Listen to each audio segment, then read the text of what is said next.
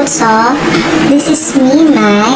Welcome to my YouTube channel. For today's video ay may isi-share na naman akong bagong story.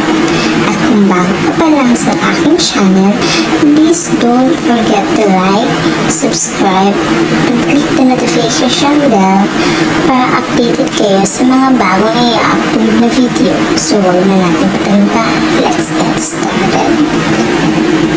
Yung ating browser. Then, search engine, ictfix.net. Ayan. So, check. And then, mapupunta po tayo sa kanilang site or sa kanilang homepage. And then, click. At dito, may mga choices. At i-click po natin itong number. So, close po natin siya. Ayan. Then, download. So, pagka-download po niya, and click po natin. So, make sure guys na tatandaan niyo po yung password na nakalagay sa baba, which is yung ictfix.net. Ayan. So, open. So, dito, Google search. Ayan. Allow. Install. Wait lang po natin. And open. Ayan. So, start. Click ang start. Allow. Click ulit ang allow. Then, naglo-loading po siya for downloading. Ayan.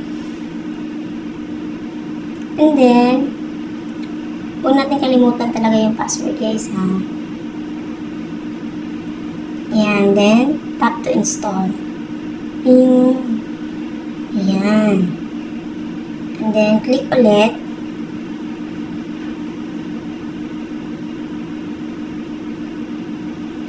Ayan. Then, sign in. So, lalagay ko na aking email address.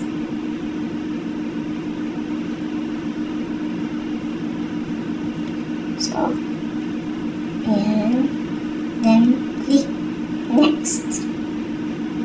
Ayan. So, madadirect tayo. Kailangan natin lagay ng password ng ating email account.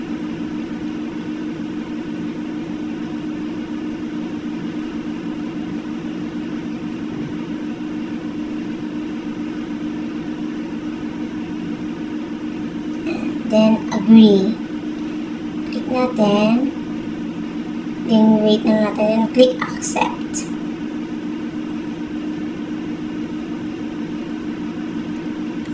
Ang tagal niya, guys.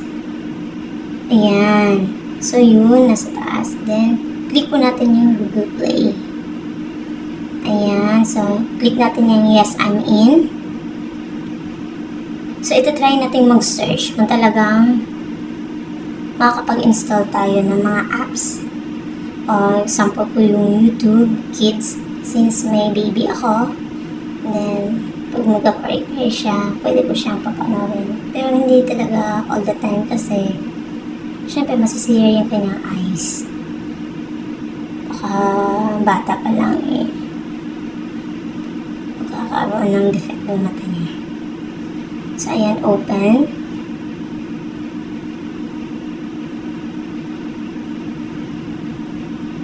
Ayan. Diba? Napakaroon ng Playstore ang ating mga Huawei devices. So, wait natin kung nag-work. Ayan, nag-work na siya. Ayan.